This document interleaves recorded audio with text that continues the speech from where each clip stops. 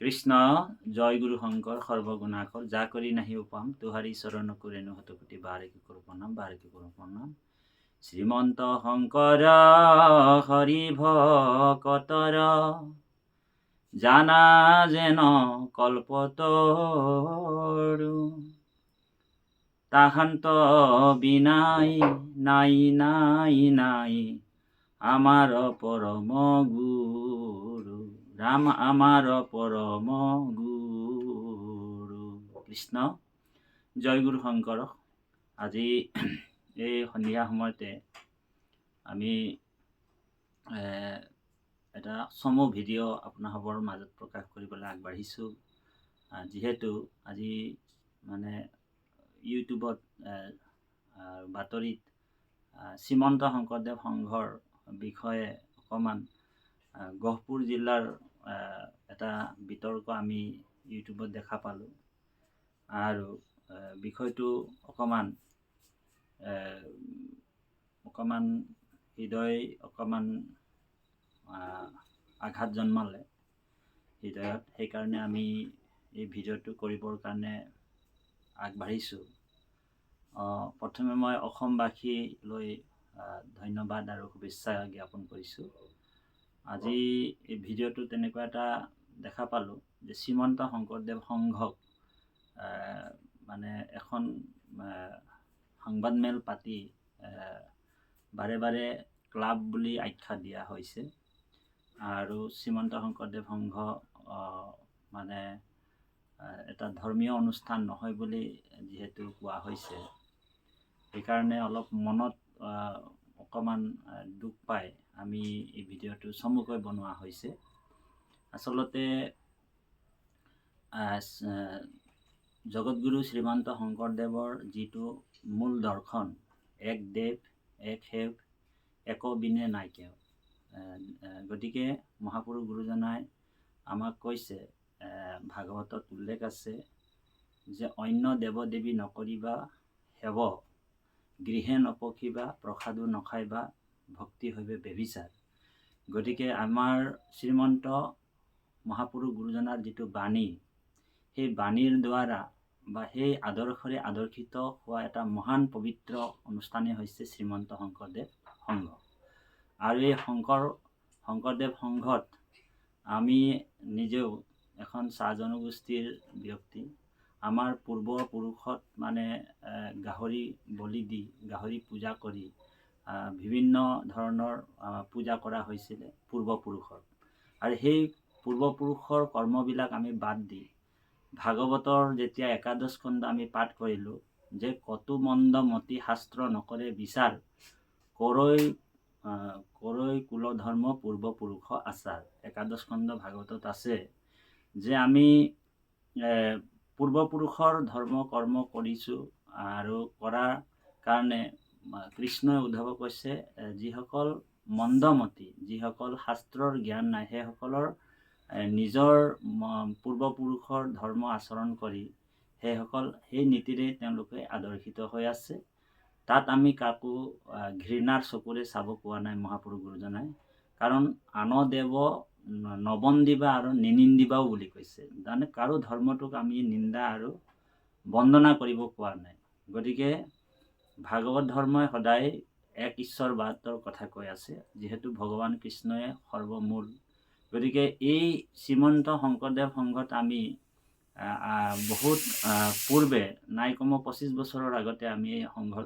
অনুষ্ঠানটোত আহিলোঁ এক ঈশ্বৰবাদ হ'লোঁ আৰু পূৰ্বৰ যিবিলাক কৰ্ম কৰিছিলোঁ যি পথটো ভাগৱতৰ মত নহয় শাস্ত্ৰসন্মত নহয় সেই পথবিলাক আমি ত্যাগ কৰি এতিয়া আমি ঈশ্বৰমুখী হৈছোঁ ঈশ্বৰ সন্মুখ হৈছোঁ ভগৱানৰ ভকতিৰ কৰিবলৈ আগবাঢ়ি ভগৱন্তৰ যি পৰম গতি জীৱই পৰম গতি যিটো লাভ হয় সেই পথেৰে আমি আগবাঢ়ি আহিছোঁ এতিয়া কথা হ'ল কি শ্ৰীমন্ত শংকৰদেৱ সংঘ 1930 চনত সৃষ্টি হৈছিলে ইয়াত লক্ষ লক্ষ ভকত এতিয়া মানে 30 মাত্ৰ 19জন ভকতৰ দ্বাৰা এইটো সৃষ্টি হৈছিলে এতিয়া লক্ষ লক্ষ ভকত মানে 56 লাখৰ ততোধিক অকল অসমেই নহয় দিল্লী মুম্বাই মহাৰাষ্ট্ৰ নাগালেণ্ড মণিপুৰ মিজোৰাম সকলোতে মানে এই শ্ৰীমন্ত শংকৰদেৱ সংঘৰে ভকত বৈষ্ণৱ হৈ আদৰ্শৰে আদৰ্শিত হৈ আছে।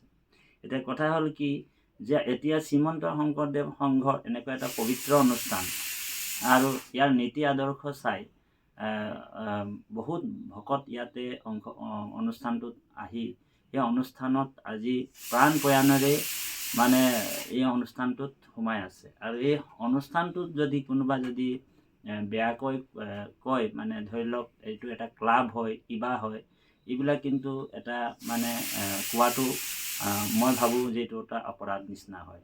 আৰু গতিকে এইটো ক্লাব, আৰু যিহেতু এইটো ক্লাব নহয়, এইটো এটা ধৰ্মীয় অনুষ্ঠান। আৰু আপোনালোক দেখি গ'ল যে আমাৰ যোৰহাটতে জাতি বৰ্ণ ধৰ্ম নিৰ্বিশেষে য'ত ঐক্যবাদ, সাম্যবাদ আৰু ভক্তিবাদ একেলগে গুৰুজনাৰ যিটো দৰ্শন, ভাগৱতৰ দৰ্শন, কিৰাত খাচী গাৰো মিৰি যৱন কংক গোৱাল অসম মুলুকত ধুবাজে তুৰুক কুবাচ মেলেচ চাণ্ডাল তাতো কৰি ইয়াতকৈ মানে সকলো কৃষ্ণ ভকতৰ সংগত পবিত্ৰ হ'ব পাৰে বুলি ভাগৱতৰ গুৰুজনাৰ যিটো মূল দৰ্শন, আৰু সেই মূল দৰ্শনতে এতিয়া এই সমাজখন আমাৰ শ্ৰীমন্ত শংকৰদেৱ সংঘ প্ৰতিষ্ঠিত হৈ আছে। আৰু শদিয়াৰ পৰা ধুবুৰী আকৌ গোটেই ভাৰতবৰ্ষতে এই অনুষ্ঠানটো আমাৰ বিয়পি আছে। এতিয়া কথা হ'ল কি, আজি আমাৰ গহপুৰৰ এজন বৰুৱা নামৰ বাপ এজনে শ্ৰীমন্ত শংকৰদেৱ সংঘত মানে অন্তৰ্ভুক্ত তেওঁ এজন সংগী আছিল। আৰু তেওঁ মানে তেখেতে এটা কথা কৰিলে কি যে তেওঁক কিবা আমাৰ অসমৰ যিটো আমাৰ মহান জনগোষ্ঠী আমাৰ টাই আহোম, আৰু এই টাই আহোমৰ যিটো মহান মানে তেওঁলোকৰ আদৰ্শ, যিহেতু টাই আহোমৰ যিটো মেডাম মেফিৰ যিটো এটা পবিত্ৰ অনুষ্ঠান, আৰু এই পবিত্ৰ অনুষ্ঠান লগতে পুণ্য অনুষ্ঠান, আৰু এই তেওঁ সভাপতি আসন গ্ৰহণ কৰিবলৈ গৈছিলে। আৰু সেই তেওঁ অকল সেই আসনত তেওঁ থাকি বহুতখিনি সমাজ জাতিটোৰ প্ৰতি মানে আগবঢ়াৱাৰ এটা চেষ্টা কৰিছে। আমিও তেনেকুৱা আমাৰ নিজৰ চাহ জনগোষ্ঠী, আদিবাসী প্ৰাক্তন চাহ জনগোষ্ঠীত আমি অংশগ্ৰহণ লওঁ। কিন্তু কথা হ'ল কি, সেই শ্ৰীমন্ত শংকৰদেৱ সংঘৰ যিটো নীতি আদৰ্শ কিন্তু আমি কেতিয়াও মানে অৱহেলিত নকৰোঁ। তাৰমানে আমি সকলো জাতিৰ লগত মিলা প্ৰীতিৰে আমি চলিব লাগিব অসমত যেতিয়া আছোঁ। আৰু কোনো কালে আমি কেতিয়াও মানে কোনো জাতি বা কোনো ধৰ্মক আমি নিন্দা কৰিব নালাগে, সেইটো প্ৰথম কথা। কিন্তু এতিয়া কথা হ'ল কি, তেখেতে শংকৰ সংঘৰ নীতি আদৰ্শ প্ৰণালীটো নপঢ়াকৈ তেখেতে প্ৰশ্ন এটা আছে, আমাৰ প্ৰশ্ন এইটোৱেই যে শ্ৰীমন্ত শংকৰদেৱ সংঘৰ মেডাম মেফি যিটো মহান পবিত্ৰ অনুষ্ঠান, পুণ্য অনুষ্ঠানটো ত্যাগ কৰি তেওঁ শংকৰ সংঘত কিয় যোগ কৰিছিলে? যদি মানে এনেকুৱা এটা ইমান পবিত্ৰ অনুষ্ঠান তেওঁৰ আছিলে, আৰু তেওঁ শংকৰ সংঘত কিয় সোমাইছিলে? মানে প্ৰশ্নটো সেইটো। তাৰমানে তেখেতে যদি আমাৰ পুণ্য অনুষ্ঠান, পবিত্ৰ অনুষ্ঠান বুলি আমি যেতিয়া আমাৰ যিটো বংশগতৰ যিটো অনুষ্ঠান, ধৰি লওক এটা আহোমৰ এটা মূল দৰ্শন, যিটো মানে অসমত থাকিলে আমি সেইটো আমি আমাৰ পালন কৰাৰ যিটো ব্যৱস্থা, আমি জাতিটোক ৰক্ষা কৰাৰ কাৰণে, তেতিয়াহ'লে এটা ইমান সুন্দৰ পবিত্ৰ অনুষ্ঠানটো থাকোঁতে তেওঁ শংকৰ সংঘত আহিব নালাগিছিলে। মোৰ মতে তেওঁ এইটো ভুল কৰিলে, কাৰণ শংকৰ সংঘৰ যিটো সংবিধান, শংকৰ সংঘৰ যিটো নীতি, শংকৰ সংঘৰ আদৰ্শ, আমি সেই আদৰ্শৰে আদৰ্শিত হ'ব লাগিব ইয়াত আহিলে। কিন্তু আমি যদি শংকৰ সংঘৰ সোমাই কিনি যদি আমি আকৌ ক'ৰবাত যদি আমি এতিয়া আমাৰ বংশৰ কথাটো কৈছোঁ, আমি বেলেগৰ কথা নকওঁ, আমি চাহ জনগোষ্ঠীৰ এতিয়া যেনিবা আমাৰ পূৰ্বপুৰুষৰ আমি ধৰি লওক আমাৰ ছাগলী বলি, গাহৰি বলি, সেইবিলাক আমি ভক্ষণ কৰোঁ। ধৰি লওক আমি যদি সেইবিলাক কৰিবলৈ যাওঁ, তেতিয়া আমাৰ শংকৰ সংঘৰ আদৰ্শটো আমাৰ নাইকিয়া হৈ যাব। এতিয়া যিহেতু গুৰুজনাই জীৱক প্ৰাণী হিংসাটো কৰিবলৈ বাধা কৰিছে, গতিকে কোনোবা যদি প্ৰাণী হিংসা কৰি স্বৰ্গলৈ যায়, বৈকুণ্ঠলৈ যায়, তেওঁলোকৰ শাস্ত্ৰত বা তেওঁলোকৰ সংবিধানত যদি আছে, তে সেই মতে কাকো মানে অপবাদ বা অপকাৰৰ কথা নাহে, তেওঁলোকে তেওঁলোকৰ ভাগত কৰি থাকিব। কিন্তু আমাৰ গুৰুজনাৰ যিটো দৰ্শন আছে, ভাগৱতত কৈছে যে কুকুৰৰ শৃগাল গদৰ বৰু আত্মৰাম বুলিহে কৈছে মহাপুৰুষ গুৰুজনাই। তো মহাপুৰুষ গুৰুজনাৰ যিটো আদৰ্শ যে কুকুৰ শৃগাল গদৰ বৰু আত্মৰাম জানিয়া সবাকো পৰি কৰিবা প্ৰণাম। আমাৰ গুৰুজনাই কৈছে যে কুকুৰ শৃগাল গদৰ বৰু সকলোৰ হৃদয়তে কৃষ্ণ আছে, ৰাম আছে, আৰু কোনো প্ৰাণীক আমি যাতে বধ কৰিব নালাগে। সেইকাৰণে শংকৰ সংঘত মানুহে বহুত মানে আকৰ্ষিত হৈ কিনে আহে যে ইয়াৰ দৰ্শনটো এনেকুৱা যে সমস্ত ভূততে আছো মই হৰি, সবাকো মানিবা তুমি বিষ্ণু বুদ্ধি কৰি।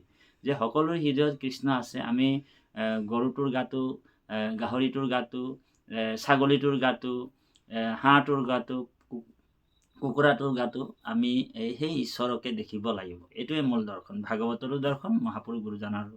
সেইকাৰণে মহাপুৰুষ গুৰুজনাৰ দৰ্শনটোত আমি শংকৰ সংঘই আদৰ্শিত হয়, শংকৰ সংঘই হেৰি কৰি আছে। গতিকে ইয়াতে কাৰো ধৰ্মক নিন্দা কৰিব গুৰুজনাই। কোনোবা যদি এইটো মানে এই আদৰ্শটো মনা নাই, তেওঁ নিজৰ কুলধৰ্মটোৱেই শ্ৰেষ্ঠ বুলি পালন কৰি তেওঁ যদি চলি আছে, তাত কিন্তু আপুনি মাত মতা কিন্তু এইটো অপকাৰ আৰু মানে এইটো অপৰাধ হ'ব। সেইটো কাৰণে আমি যিজন তেওঁ চিঠি দি কিনি দণ্ড খৰচ হ'ব, 500 টকা জৰিমনা ভৰিব লাগে, এই কথাবিলাক এইটো মানে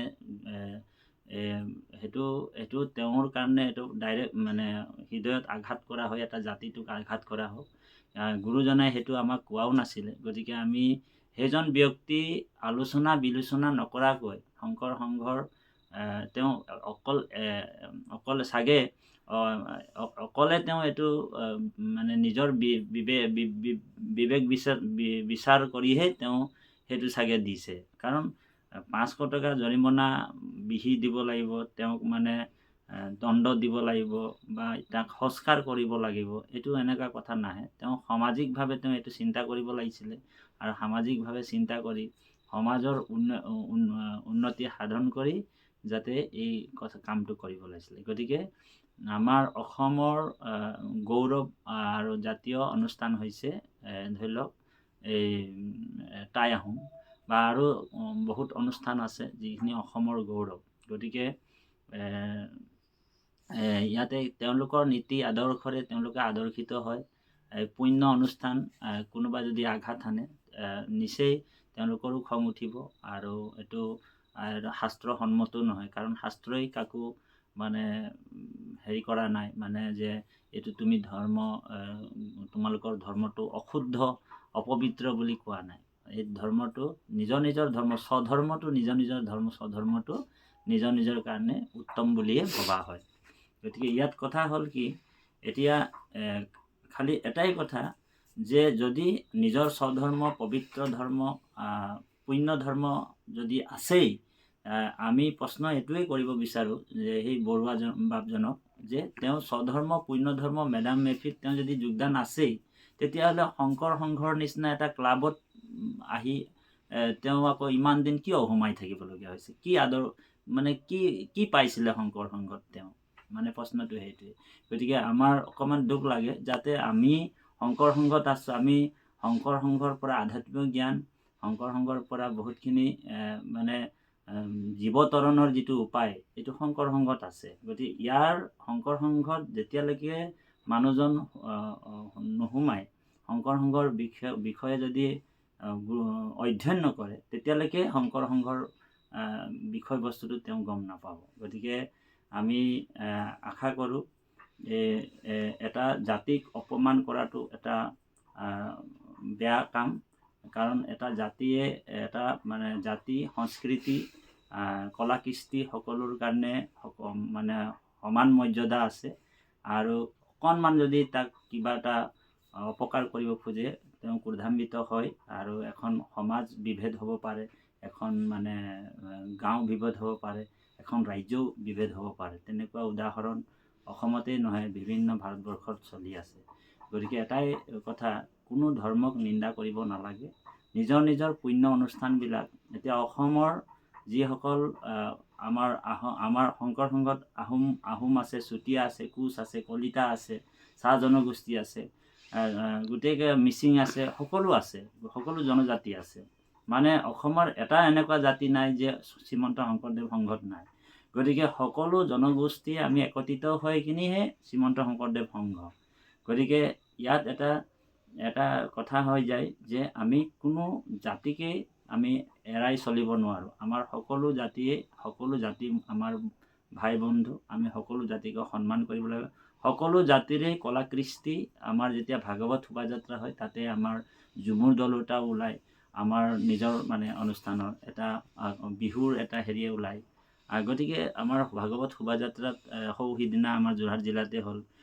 প্ৰত্যেকটা জনগোষ্ঠীৰে সংস্কৃতি কলা কৃষ্টি আমি তাতে প্ৰদৰ্শন কৰিলোঁ। কাৰণ আমাৰ ঐক্য মঞ্চ, আমাৰ গুৰুজনাই কৈছে ঐক্য, সাম্যবাদ আৰু ভক্তিবাদ, এই তিনিটা সম্মিশ্ৰণ শ্ৰীমন্ত শংকৰদেৱ সংঘত হৈছে।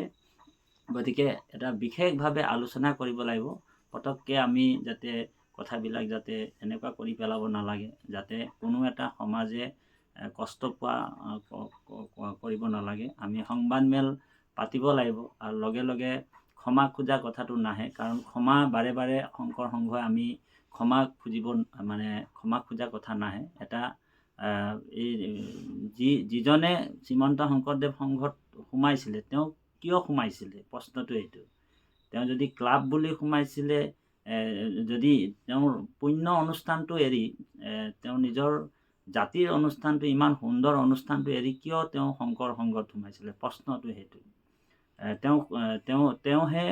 তেওঁৰে ভুলটো মানে যিজনে এইটো উত্থাপন কৰিছে সমাজত, মানে এটা ইমান ডাঙৰকৈ প্ৰচাৰ কৰিছে, সেইটো তেওঁৰহে ভুল। কাৰণ তেওঁ শ্ৰীমন্ত শংকৰদেৱ সংঘত যদি এনেকুৱা ক্লাব এটাত তেওঁ কিয় সোমাই আছে, কি আদৰ্শৰে ইমান দিন ধৰি তেওঁ 7 বছৰ 8 বছৰ 10 বছৰ হওক, কিমান বছৰ নাজানো, তেওঁ কি হেৰিত সোমাই আছিলে।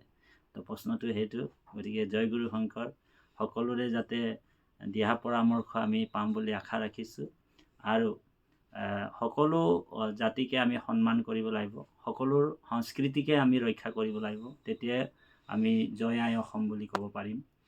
আৰু ইয়াতে অসমৰ মানে আমাৰো মানে আমি আদিবাসী, আমি অসমৰ চাহ জনগোষ্ঠীয়ে অসমতে আমি আমাৰ পূৰ্বৰ পৰা আমিও অসমতে আমাৰ হাৱা পানী, অসম আমাৰ জীৱন হয়। সবাই মিলে লিব হৰিৰ নাম, আসাম আমদেৰ প্ৰাণেৰো প্ৰাণ, আমি নিজেই ঝুমুৰো গাওঁ। গতিকে অসম আমাৰ প্ৰাণৰো প্ৰাণ। গতিকে অসমৰ আমি যাতে এটা সুস্থিৰ পৰিৱেশ গঢ়ি উঠিব লাগিব। অসমখন আৰু সুন্দৰ হওক। অসমত মানে ধৰি লওক যিবিলাক মানে অপশক্তি, অপসংস্কৃতি, এইবিলাক আমি ইয়াৰ পৰা নাইকিয়া কৰিবৰ কাৰণে শ্ৰীমন্ত শংকৰদেৱ সংঘও চেষ্টা কৰি আছে। আৰু আমাৰ যি মানে জনজাতি বা জনজাতিসকল আছে, জাতি জনজাতি সকলোৱে ইয়াত প্ৰাণপণে চেষ্টা কৰি আছে। আৰু সেইকাৰণে ইমান ডাঙৰ ডাঙৰ অনুষ্ঠান পতা হয়। আৰু সেই অনুষ্ঠানবিলাকত যাতে কোনো কাকো ভেদভাৱ নাচায়।